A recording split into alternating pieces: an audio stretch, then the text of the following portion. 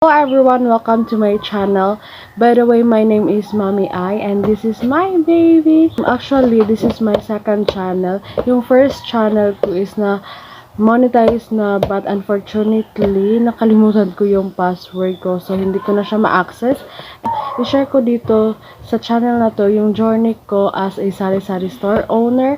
And if you are interested to this topic, don't forget to like this video and comment down below. And of course, don't forget to click the subscribe button as well as the bell button para lagi kang updated. So, kanina pumunta kami sa grocery para bumili ng mga item na fast moving sa aking tindahan. At itong item na to is fast moving talaga siya, kaya hindi dapat pwede ako mawala nito kasi ito is ginagamit siya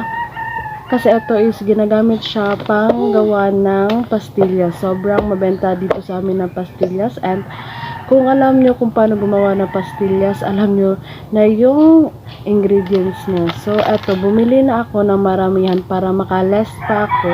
At yung isang tie pala nito is 71 pesos and 20 cents sa 8 piraso nito. And then bumili ako ng isang box para mas makamura pa. Although medyo maliit lang yung less niya, pero okay na rin sa akin to kasi na palagi naman akong bumibili nito kasi sobrang fast moving na talaga, and mas mainam na bumili ng maramihan para hindi na ako pabalik-balik sa grocery, and then may maibigay ako pag maghahanap nito. And yeah, ito pala yung birch tree. So bumili ako ng isang box. Ito siya, nandito siya sa harapan ko. Isang box po ito ng birch tree. Ayan. So, yung isang box ng birch tree is, ang laman niya is 20 ties. So, sa isang ties, naglalaman siya ng 8 piraso. So, ito yung isang tie. Yung iba is, yung tie na mga kape is nasa 10 piraso. Sa mga shampoo naman is isang dosena. Pero dito sa milk powder natin na swak na Bear Brand, and then itong birch tree na kalaban niya is 8 piraso lang. So, yung price nito is 71 pesos and 20 cents. Pero ngayon, bumili ako ng maramihan, which is isang box nga, and then 20 ties na siya. So, binigay na lang sa akin ng 1,410. Lahat-lahat sa isang box, 1,410, which is yung isang tie naman is calculate ko lang. So, yung tie na lang, if isang box, yung bibilhin natin is 1,410 divide 20 is 70 pesos and 50 cents. Kung pa isa-isa lang na tie yung bibilhin ko is 71 pesos and 20 cents. So, medyo meron naman tayong less, minus 70 pesos and 50 cents minus 71 and 20 cents. Meron tayong less per tie ng 7 cents. Sobrang liit lang, pero actually nakakatulong din ito sa atin, lalong-lalo na sa malayuan yung binibilhan namin dito.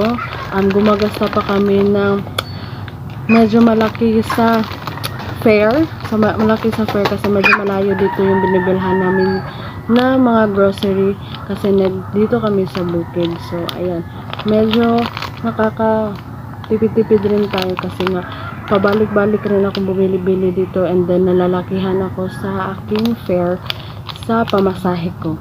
So ayan, 1,410. So bali may less ako nito if bibilhin ko siya ng per tie lang. If apat lang na tie is 7120 times 20, 1,424 minus sa akin, binigay sa akin ngayon ng 1,410. So may less pa na 14 pesos. So nakasave pa ako ng 14 pesos. Sobrang liit lang, pero okay na sa akin to. And ayan, ito pala is binibenta ko siya per piece ng 10 pesos. Sobrang liit lang ng tubo ko, 1 peso lang, pero okay na kasi fast moving siya sa akin. Okay na sa akin yung 1 peso, at yung 1 peso lang yung tubo, pero fast moving naman siya sa akin, and then pampaakit rin ng customer. So yeah, ito yung isa sa mga ingredients na ginagawa sa pastillas. Gumawa na rin ako ng pastillas at malakihan din yung tubo niya. So, ayan. And then, bumili din ako ng jersey na condense. So, itong dalawa yung ingredients sa pastillas at saka yung white sugar. Ayan. Nakalimutan ko bumili ng white sugar na pabili ako sa partner ko. So, eto.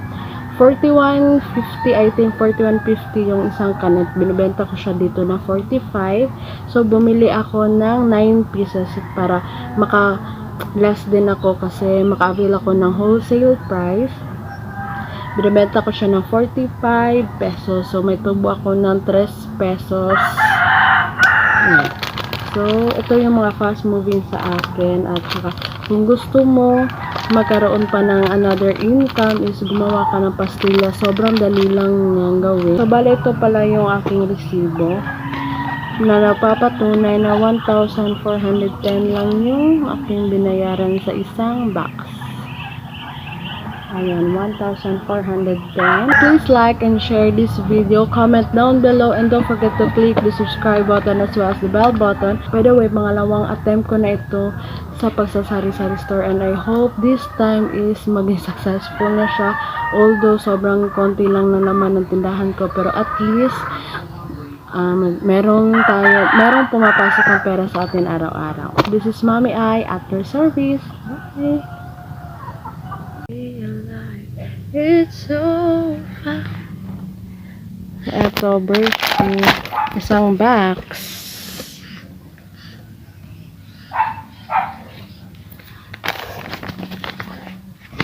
Ito yung resibo natin.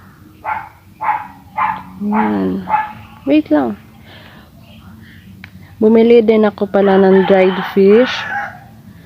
At malaki rin yung tutubuin natin, 99 pesos. At saka ito na yung nagawa ko. Wait, pakita ko sa inyo. Ay, wait lang. I never did. Natabunan siya.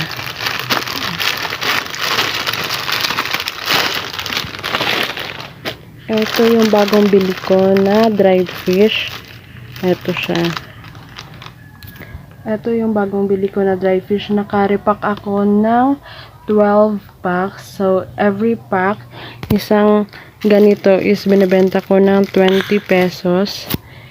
So, meron akong tutubuin dito na 120 pesos.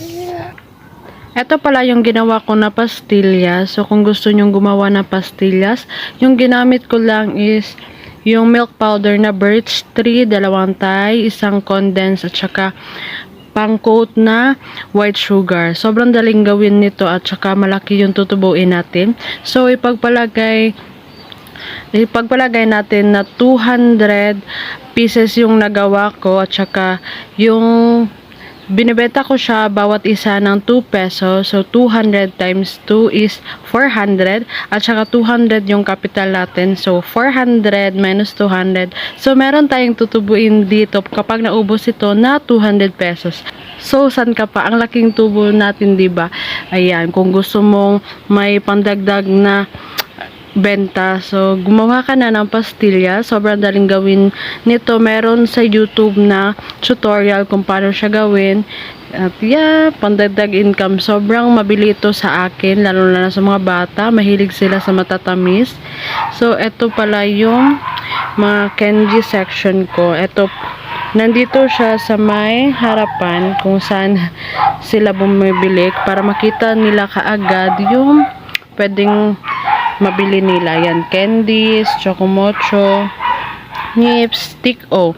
Ayan, na mapapansin mo na yung lagayan ko is lagayan ng stick-o kasi binibili ko talaga ito para may lagayan ako ng ibang item at saka sobrang fast moving din ng stick-o sa akin. Kaya kahit na hindi fast moving itong pink kasi wala na yung choco, pero binili ko siya para lang may lagayan ako. Pero nabebenta pa rin naman siya. At saka candy. Ayan. Nakakatakaw tingin talaga itong mga candy natin. Sobrang mabenta siya. Tsaka ngayon, isi-share ko sa susunod na video ito kung saan ko to siya napili. Ayan. May panibago tayong item. Nabili ko siya sa TikTok shop. So, share ko sa inyo sa next video. Ayan. Happy selling, mamers!